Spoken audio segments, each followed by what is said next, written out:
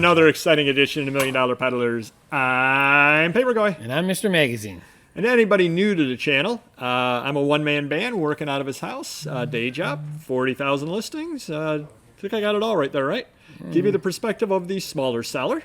I'm Mr. Magazine, a larger seller with a big warehouse, 15 employees, 500,000 items, and so forth. Oh, you ran out of room in your wallet, I see. Oh, yeah. Nice. Nice. Oh, you are one of the $1 million peddlers. It's true. So what are we talking about today? I don't know. Oh, average ticket. All right. I think that's one of the most important things to work on for your eBay business or your Amazon business or any business for that matter. Sure. What would you define average ticket as being? Your average sold price of your items combined and divided by the items you sold?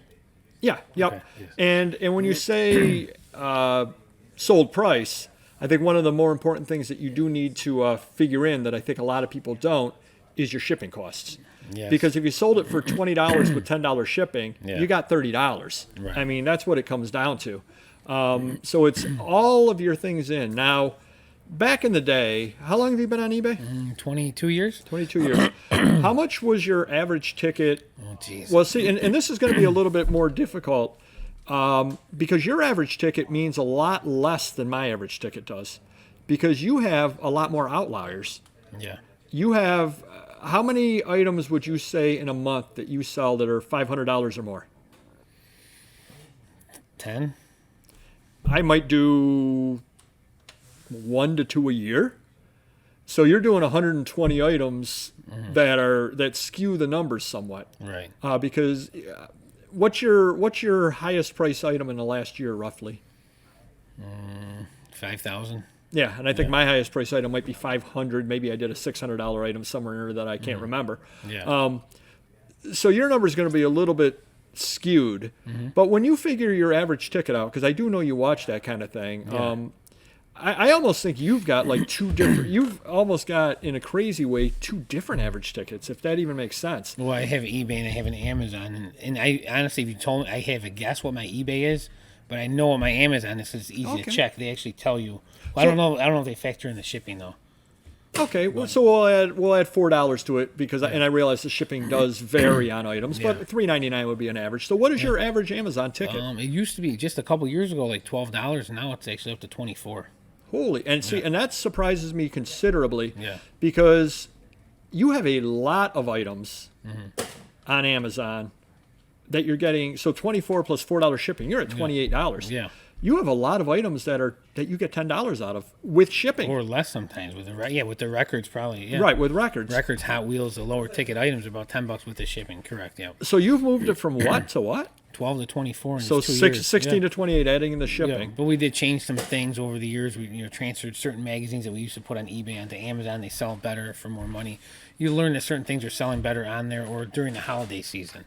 We picked up a big toy collection which sells better on Amazon during the holiday season. So a lot of that factors into it. But So what would you think your average eBay ticket is? it's probably around the same, I would think. That high? Yeah, I think so. Yeah, because we sell higher end items on there. So all the $500 or $5,000 items are on eBay. Wow. Yeah. So you definitely have moved because your average ticket used to be 12 to 15, I would guess. Yeah. See, and this is interesting because before the show this morning, I took a look through my eBay sold. And yesterday I sold 15 items on eBay, and 11 of them were $20 or less. And at this point, I'm only listing items for $20 or more. Right. Now, granted, I do take offers, et cetera, et cetera, et cetera. Yeah. But a fair number of items, well, the majority, 75% of my items were sold for less than $20. Right. Which means my average ticket price is probably $18 or something rather like that. But years ago, it was around 12 to 14. Yeah. So I'm definitely moving it up as well. The problem that I have, let me ask you another question, which you probably do not know the answer. I'm just going to focus on eBay because, well, let me change subject super quick. I would guess my average Amazon ticket probably is around $12. But Amazon is where my inventory goes to die.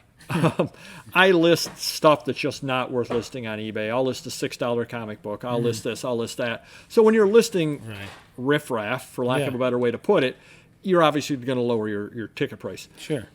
How many items would you guess you have that get that dreaded little message on eBay? Your item has had no sale in 18 months or longer. Consider revising. As a percentage. Jeez. A third, 25% to a third, maybe. That's it. Okay. I would say because we've been listing a lot more over the last 5 years than the last 10 or 20. We had 2-3 employees back in the day when these 5 to 10-year-old items were listed. That makes sense. Wow. See, because I probably have about 60%. Yeah, I mean, it might be more. I mean, we'd have to check, but it's definitely a lot less than what you'd think it would be just because all of our listings are better now over the last 5 years, more listings and so forth. But see, and that's what's kind of killing me. I mean, I'm happy to see the items go, and I'm happy to make a little bit of money on them because I'm still making money on them. Sure. I'm just making a lot less money selling the older items. Yeah. Is that I've got such a high percentage of older items, and that's what the long tail is part of. Mm-hmm. Now, why haven't my items sold and why haven't your items sold? Well, I think it's a lot of different reasons. How were your pictures years ago? Oh, crappy. Yeah, definitely. Listings were bad. No drop downs, and they're just dying. No exposure at this point either. Right, and that's a huge thing. I mean, people might find them because you list a newer one and they go into your store and they see some older ones. Right. Or they're searching on a specific issue and yours does come up. Mm-hmm. I mean, if I'm searching on, May 1955 motion picture. Yeah. And you have May 1955 motion picture. Right. And there might be 2 other people that have it. Well, yours is going to show up. Sure, yeah. And because it's been on longer, you're probably even willing to take a lower price on it than somebody else. Right. But you don't have the table of contents up. Mm-hmm. You might have a listing with just 2 of the people on the cover. Yeah. It's just it's disorganized and it's a poor listing. And mine are exactly the same way. Yeah. So it's a long haul to move your way up the chain as far as average listing price and your average ticket price. It's a long haul because that cannot be your be all or end all. Right. Because say that I made it my goal to have a $20 average ticket price. Mm-hmm. What am I going to do when I've got something or other that's $10? Oh, I'm not going to sell it because it's going to hurt lower your average, or hurt my average. Yeah, you can't think like that. No, you cannot think like that. And actually, that gives me a really good idea for a future video, which I'm going to write down before I forget it, except I don't have a pen over here. There's a marker. Just remind me to write down after the show the importance of having properly defined goals. Because let's say that were my goal. Hold on, I don't think you need to write it down. Just watch your video. Yeah, I don't watch this crap. No. But think about that. Think if my entire goal was average ticket price. Yeah. Then I'm not going to accept offers on lower items just because I'm so focused on the average ticket price goal. You're only going to buy certain items out at a certain value, too. And I'm going to leave a lot of money on the table shrink down, all your possibilities. So that's a future video coming out. See how inspiration hits you? Yeah.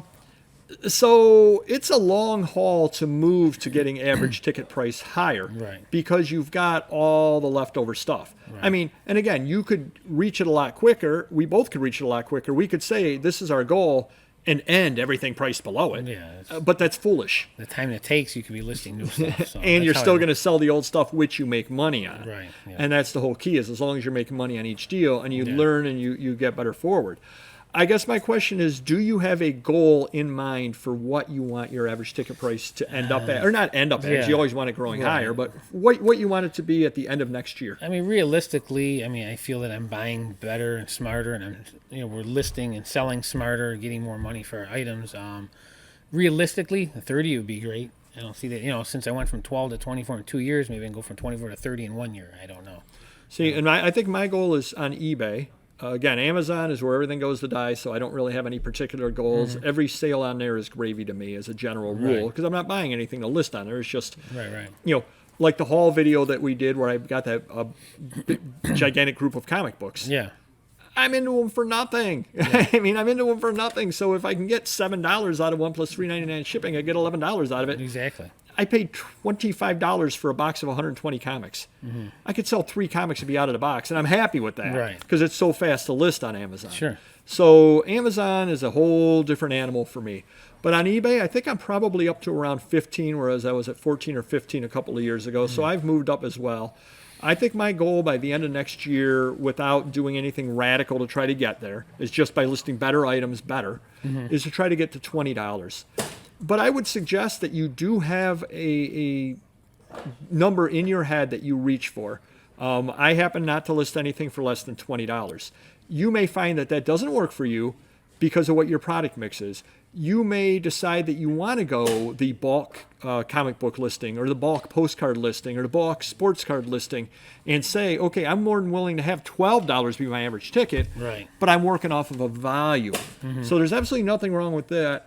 What you don't want is to be listing boutique, listing very good items, and have a $12 average ticket price. Right. Because then you're spinning your wheels and you're doing something or other wrong on it. Yeah.